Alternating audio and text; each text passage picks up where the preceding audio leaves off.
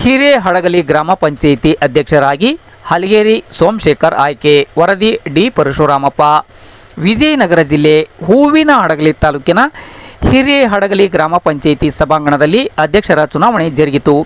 ಈ ಹಿಂದೆ ಅಧ್ಯಕ್ಷರಾಗಿದ್ದ ಬೆಳ್ಳುಳ್ಳಿ ವೀರಣ್ಣ ಅವರು ಅಧ್ಯಕ್ಷ ಸ್ಥಾನಕ್ಕೆ ರಾಜೀನಾಮೆ ನೀಡಿದ್ದರು.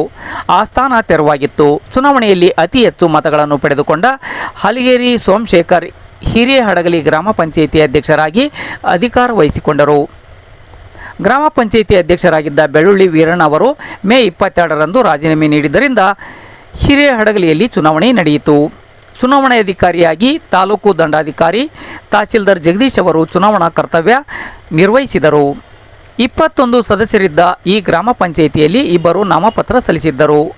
ಚುನಾವಣೆಯಲ್ಲಿ ಹಲಗೇರಿ ಸೋಮಶೇಖರ್ 14 ಮತಗಳನ್ನು ಪಡೆದು ಜಯಗಳಿಸಿದರೆ ಉಜ್ಜಯಿನಿ ಕಾಳಮ್ಮ ಅವರು 7 ಮತಗಳನ್ನು ಪಡೆದುಕೊಂಡರು.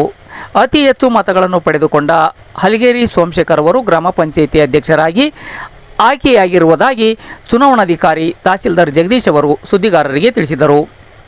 ಈ ಸಂದರ್ಭದಲ್ಲಿ ಗ್ರಾಮ ಪಂಚಾಯಿತಿ PDO ಹಾಗೂ ಸದಸ್ಯರು ಇದ್ದರು.